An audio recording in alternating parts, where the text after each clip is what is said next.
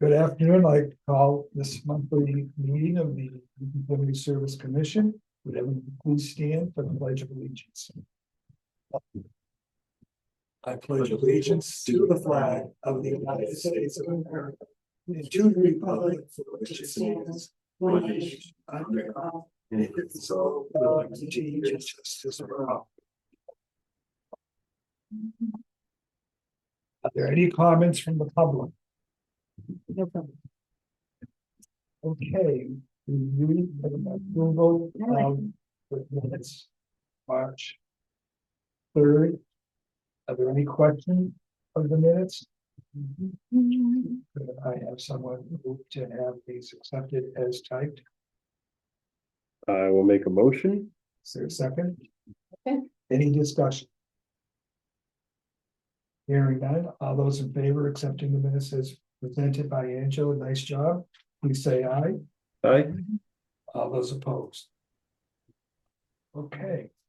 My comments continue twofold. I just cannot believe the stuff that I'm reading on my cell phone.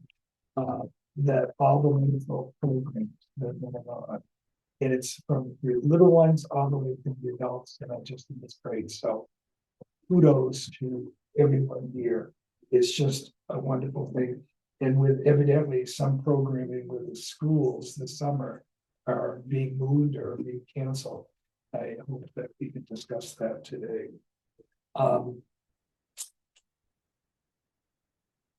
The other thing I want to bring up is Heather has sent to everyone copies of the commission bylaws for the legal bylaw and then the ordinance. And also, it's really a letter of information to all of us.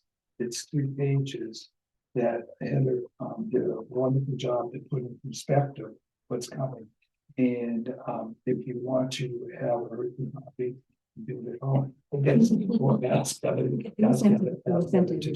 But she wanted to get it out, and I think it's very well done.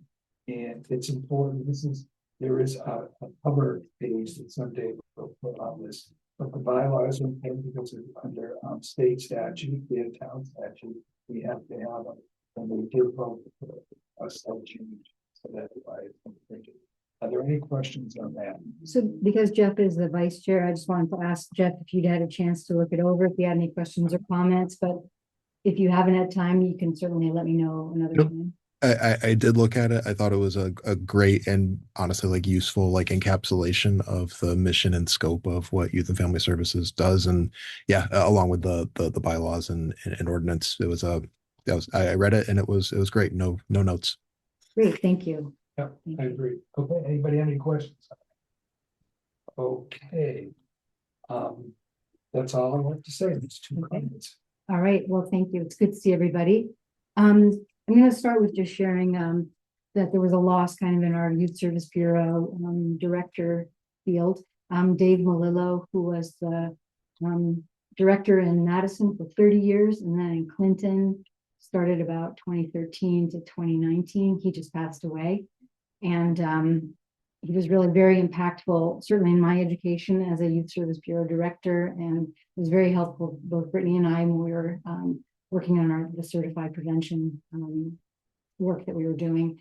And so I just wanted to mention that to all of you in case you had any familiarity with him. I met him. Really quite an outstanding man. Yeah.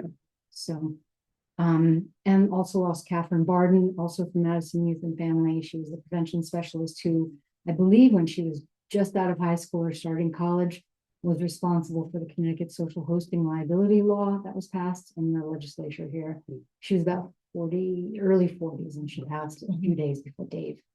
So the Madison group is really feeling those losses. So I wanted to share that. Lieutenant Millard just texted me that she just went out on a call, so she cannot make it tonight. So she and I will be filling everybody in on juvenile diversion and stuff at another time. So summer programming, I worded it kind of as bridging the gap, and it's sort of what Taryn and all of us do each season as we move through getting prepared to meet community need, and that we take a lot of input from our school friends and other departments to determine, what population, what are people saying that they need? And there's no one answer that's going to satisfy every, family's requirement or age requirements. And I think I mentioned at the last meeting here that we're limited by space, right? We can't have real little kids in here because we're not, child-proofed and approved to have that kind of group in here. But when we get together with Taryn, share ideas and see how we can work, because we can also share staff, it's like cross-training, some of the people who work during the summer. And then our clinical staff is doing a lot of transitioning of their in-school groups through the summer, because they've actually connected with a few age ranges who could benefit from and are interested in carrying that through the summer. I think specifically like some 5th and 7th grade kids. So really trying to do that. And then listening to feedback from people when we talk about bridging the gap. Like I said, there's no one answer that everybody will be satisfied with. But I know we got a lot of feedback once the Goodwin Summer Enrichment Program was announced that it wouldn't happen this year. And, trying to sort through people's responses to that. And there are some times that there might not be anything that we can offer, but we certainly have all the information from all the other services, and we do have some ability to help scholarship or fund any family that might be under-resourced in that way. So we do a little bit of outreach, well, not a little bit, we do a lot of it, outreach for the percentage of the population that we see all the time who might need that kind of help, because typically both parents are working in these families that are challenged with childcare during the summer. But also the clinical part, I think, is important. They haven't been removed from the schools for several years now. What I've heard, what I've read, that there's people very upset, justifiably, because it's a great program and plus what parents can do. Yet another school like the middle school run that program. Does it have to be at the elementary level building? I think that was certainly some of the questioning that parents had. And when I was in a meeting with Superintendent Drezick, what I understood, and please let me know if I'm not getting that right, some of it was the funding piece as well. Some of the funding was increased during COVID and it's been utilized and used up. Got it. And then because there's other programming already scheduled to happen in other buildings, there may be some staffing areas that wouldn't have enough to support that The required ones in another school. Well, I bring it up, I just think Yeah. we should state. Well, that yeah, it was about brought up so- at meetings for Yeah. sure, and I know Superintendent Reddick tried to answer that. If you guys have any other information, okay. Yeah. Okay, I just thought that, I've been thinking about it. I thought, what can they do? Can they go to church? They certainly can't go here, which is not the facility. But I thought, well, maybe, the middle school, the gym or cafeteria or something, but once again, fall, so I Yeah. just raise it. And I think the summer enrichment was a short period, right? It was just Mhm. July, three or 4 weeks for probably 8 hours a week, maybe two different days. Like 8 to 12. Yeah. It was not a super comprehensive coverage plan in terms of childcare, so. Okay. Yeah. Thank you for that. Sure. And so the next part is just about how youth and family plans programming related to survey data. And I appreciate, Mr. Rafferty, that you talk about kind of the wide variety that's offered through here and in places like Terrence's department as well. And the survey, we always refer back to that because that's the most recent snapshot we have of what our students are reporting to the best of their ability of what their experience here is. So we try to line it up with a strategic plan at the Board of Ed and with what we understand is happening within all the schools so that it's aligned with and in keeping with an experience students already having within the school. And then, of course, not that school's not fun. We have to add a lot of fun and a lot of ice cream on top of that. So, but definitely, for parents to understand, that there's the science behind all the positive youth development stuff that we make it look easy to do, right? I know Taryn knows that for sure. So we want to be able to answer if people are like, what are you doing over there?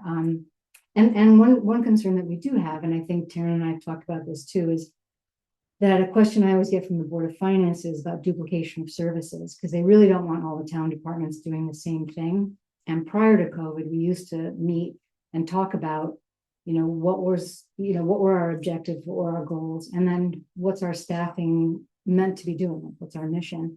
And I think that's gotten a little bit off. It's not a totally bad thing, because things have really, I don't know what the word is, multiplied. There's a ton of things that people can choose from. I mean, I'm always so impressed with how much the library offers, all the different age ranges, and I don't know what the attendance is like at some of those things. So in terms of redundancy, I don't know that there's any one place where families are like, we're only going to go here, we're only going to go here. The nice thing is, but probably a little overwhelming for parents too, is that there's so many different places they may have to go to get what they're looking for. So we are still working towards trying to make that a little bit more User friendly.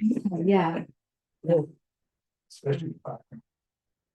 right. Because part of the problem is, especially in the summer, we're all marketing to the same population, right? So if there's only 40 students, then there's only 40. And then Karen and I have to thumb wrestle and No, you're. it can get ugly. So, but that's one of the reasons why we joined together. Is there anything you wanted to add to that part about interdepartmental collaborations, and because you see some of that in us, Yes, right? we'd also like to focus a little bit too together on some of the Yeah. things, Mhm. which I can talk about even later on for National Prevention Week, but for just using, like you mentioned, the survey, really focusing on what did we see that was kind of like a warning sign, was a lot of that screen, social media, internet and gaming aspect. So what we provide are things that are the opposite of that.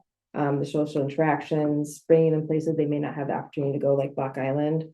So what's really nice about our summer program so far is that all our teen trips minus one of them have been, within 30 minutes were filled up, which was like a first in a long time. That's great. So we were very excited about that. But yeah, we work really strongly to try to make sure we're providing things. We're also not astronomical for cost wise either, just because, it's not the easiest of times right now. But yeah, for when we do collaborations versus programming, we try to see what hasn't been done or what's not currently happening. Or if there's just too much of one thing, what can we do of the opposite of maybe someone who's not interested in the sports aspect, but maybe into just doing some painting or some Zentangle, something that's a little bit more common. Yeah. So yeah.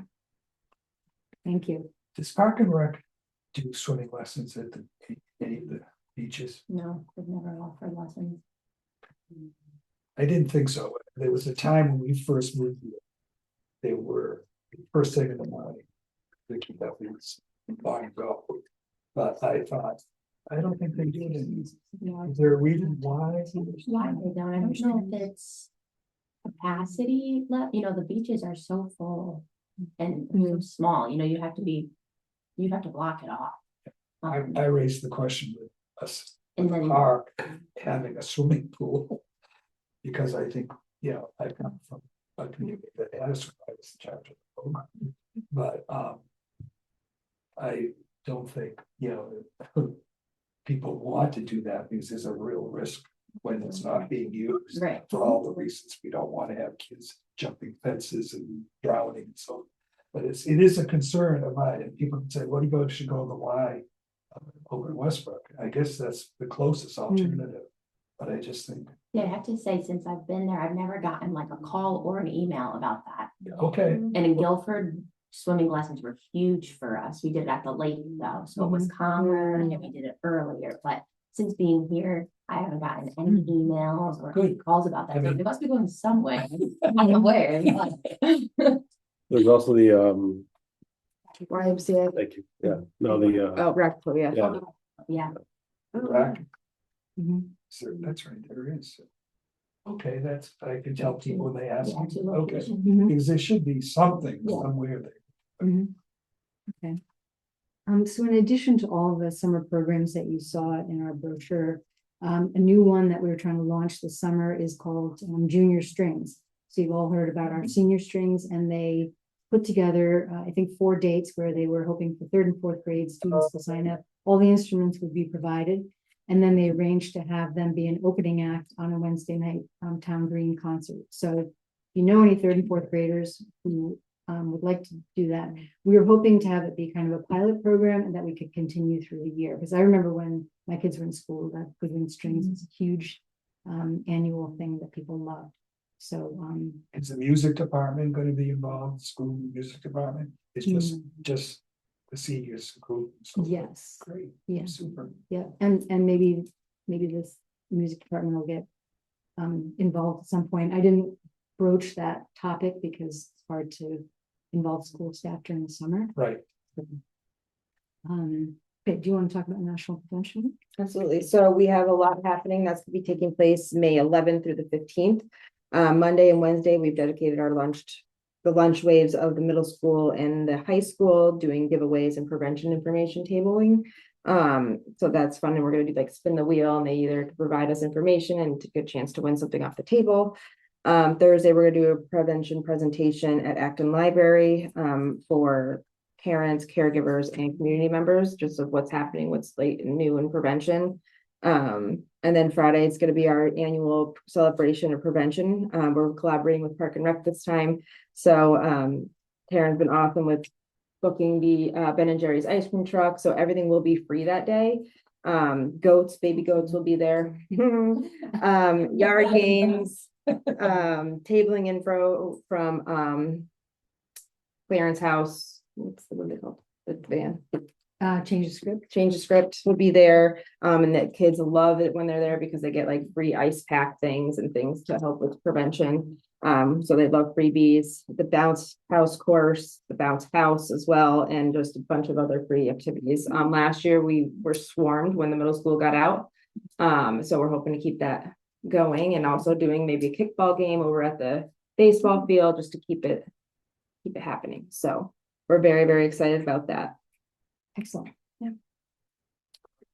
The next thing is the Juvenile Review Board, which is actually now called the Youth Diversion Team.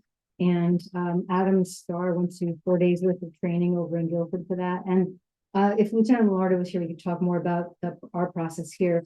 She's been reviewing the policies on the previous diversion process within the police department, and had to rewrite a lot of policies and procedures based on just updating it for state statute and things like that.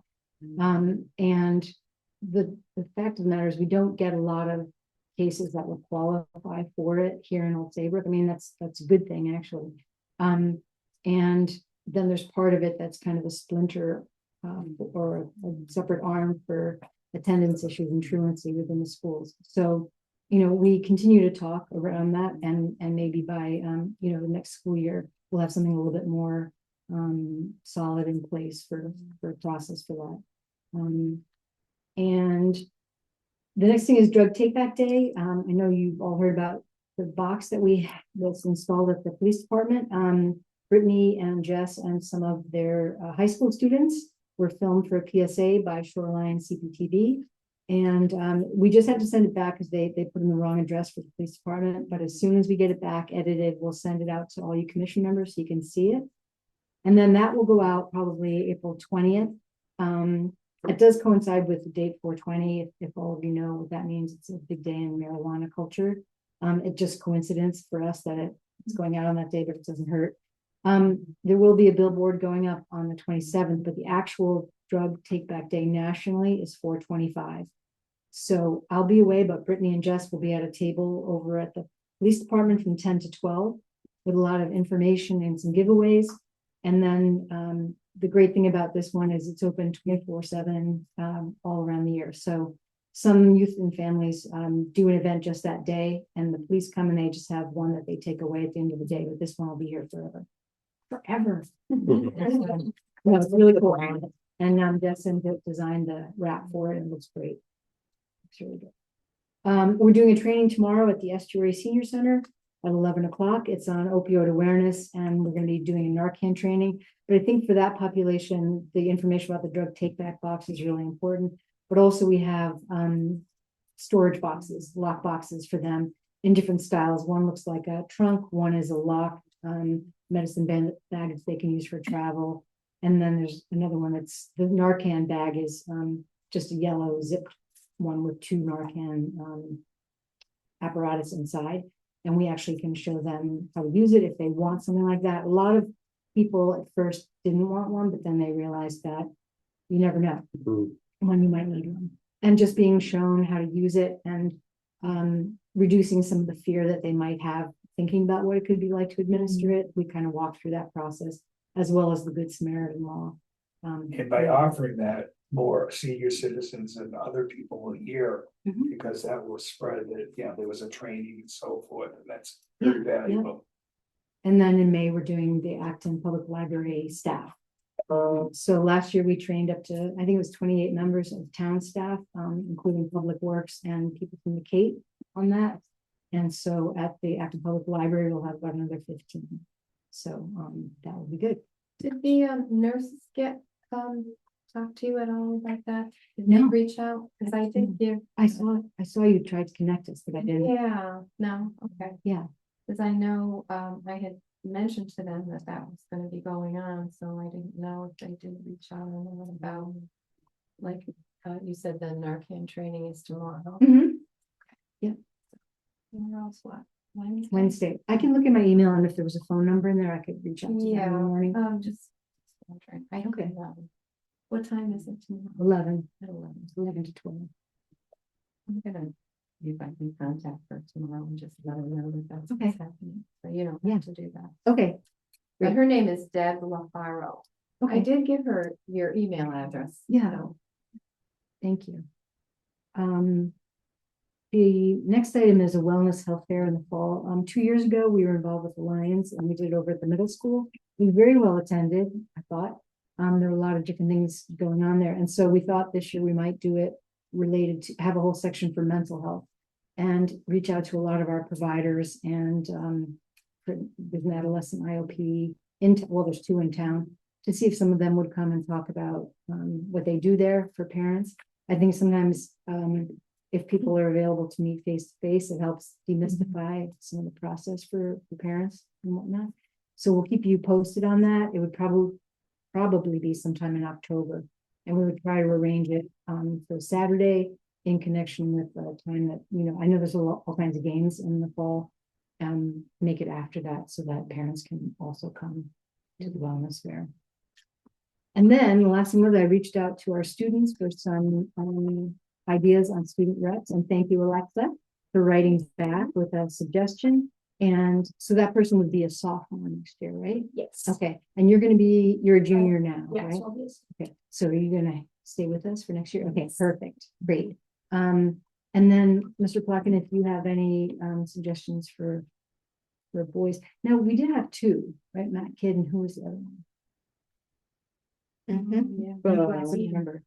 Yep, I can see it's. Yeah, I know, this year. Yes. yeah, but he only came like 1 or 2 times. Casella, Well, was it Casella? They've gone on. That's right. Yeah, they've gone. Hmm. So maybe that was last year. Oh. Okay, No, that Casella Providence College. oh, maybe yeah. that's what I'm confused. Okay, okay. So you're looking for a sophomore? Well, I think is not freshmen typically, because they have a lot to get accustomed to and oriented to. But we know Rosalind, and she's actually very, she's been a part of our program for. Oftentimes the kids, juniors, and seniors, which is traditionally what we've had. But they're very busy, they have all sorts of activities, sports and so forth, so it's hard for them to get here. As you know. Yeah, I'm just trying to think. And the only, something to consider is the time of the meeting, because it's the practice. We did move it from a later time to accommodate all the adults who come, because your day is already so long. Would it be beneficial to do some type of student report Mhm. submitted prior to the meeting? So if they're busy, they can't make it, Sure. at least we have Yeah. some information That would be great. do something like Yeah. that. Heather actually encouraged that this year to have. Okay. Yeah, but I hadn't thought about it in terms of in your absence to do that, and that's a great way to still include it when they'd like. And I'll Okay, okay. And just so you know who Alexa recommended. Okay. Yeah. Okay. let's do it. Mhm. I can give you a couple of those names too, so. Great. Also the Wilderness Challenge, we have the orientation meeting set up for May 5th. And I think about 27 letters went out to the parents of 7th graders yesterday. That were a cross section of folks who were suggested by school counseling staff, as well as our intern and clinical staff who are involved with some of that age range within the school. So at that meeting, Alexa already knows this, but anybody who's interested in learning more comes. The Wilderness School will be there. Usually they bring all the equipment so you can see how much you're gonna have to be carrying. Kids who've gone in the past will tell a story about their experience. And Brenda always has a video that's put together from the previous year. Then students have to call and reach out to schedule an interview with Brenda. I think she has them do a writing exercise as well to apply to be considered.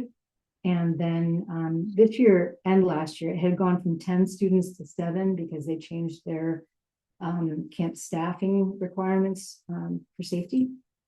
So now it's 7, but last year we took 2 groups of 7.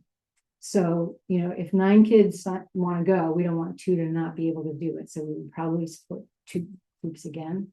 So just so you know, we would do that. Are you going to be at the orientation meeting? I haven't heard about it, but usually she Okay, reaches out sometime closer. to sure. that. All right. So well, May 5th, 6 o'clock at the middle school library. Okay. And David and Jess Wood will also be there because they will help Brenda support the pre-course activities. So that would be great. Anyone have any questions for me or any? Thank you. Okay, yeah. A lot of work. Any comments, reports from any members sitting here today, commission members? Oh, we wanted to ask. Yeah, the Choices Matter program that Mr. Plotkin helped bring together for the high school. We were fortunate enough on Thursday to go. So it's a group, it's a male who experienced unfortunately hit someone while he was under the influence and now tells his story, and he combines it with the DOT, the Department of Transportation, to bring that to make better choices. So he tells his story, and then they do an also interactive part at the end where they bring in a VR system and have the kids try to drive while being impaired, and then they walk the line with goggles on to help, so it makes it hard difficult to see. And they also signed a pledge on Choices Matter big banner thing as well. So I wanted to see what I know you were in the class with me that was debriefing, so that was good to see you. I feel like for the last 2 speakers we've had have been amazing. I feel like people like really took the message. I know we had talked about in the class, some people were a little confused by the end of it. It was just a little like unorganized how we were all just rushing up there. But I think people did find that fun to do. That's cool. But people definitely learned stuff from his speaking.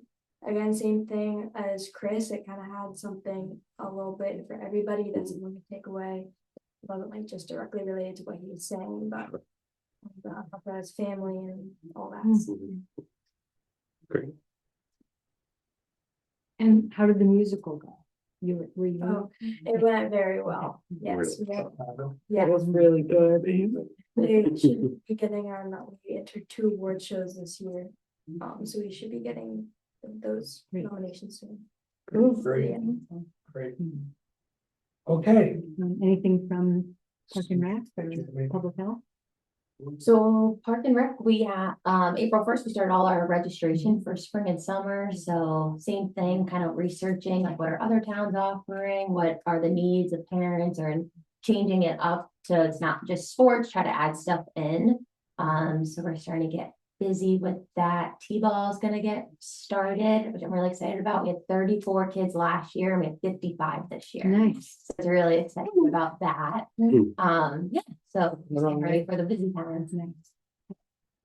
Great.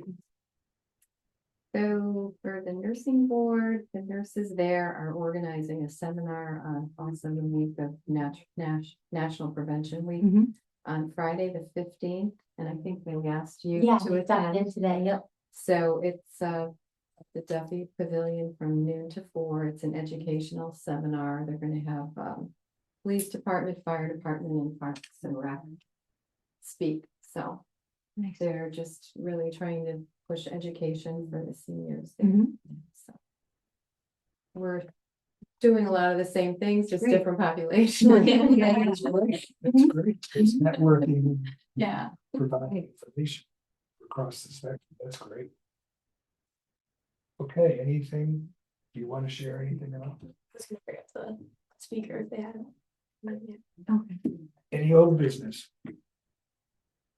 New business or Oh, anything? I did just want to mention, we have 2 interns starting with us from Central Connecticut State University in the fall. And we're interviewing a University of New Haven student next week. So we hope to go into the fall with 3 new students. UNH is a full year, and then the 2 CCSU would be a 2-year. A 2-year? Because they do a practicum and then an internship, and they both want to stay, so. Terrific. Any new business? We're getting ready to do wellness day over at the middle school, so that's another thing that we're on our to-dos. We have another meeting coming up this week to finalize. Yeah, not the next. And I am. So,